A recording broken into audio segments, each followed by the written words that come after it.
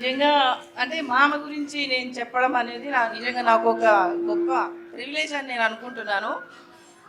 యాక్చువల్గా దీపు నేను ఇద్దరము కొలీగ్స్, ఒక ఆఫీస్లో పనిచేసేవాళ్ళం. అయితే అప్పుడే మా సిస్టర్ వాళ్ళ హస్బెండ్కి ఓ 10,000 అవసరమైనాయంట.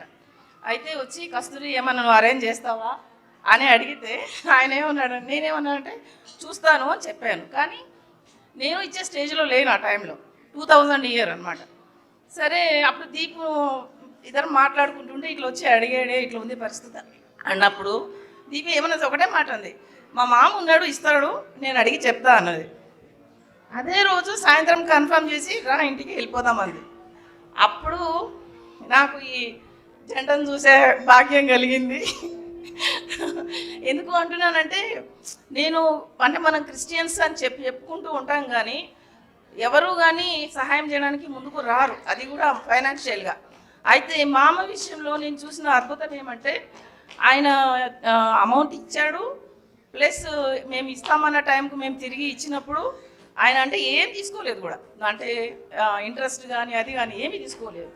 అది చూసినప్పుడు నాకు అనిపించింది అసలు నిజమైన క్రిస్టియన్ అంటే వీళ్ళే కదా, ఇన్నాళ్లకు నేను ఒక నిజమైన క్రిస్టియన్ నేను చూడగలిగానని చాలా సంతోషపడ్డాను.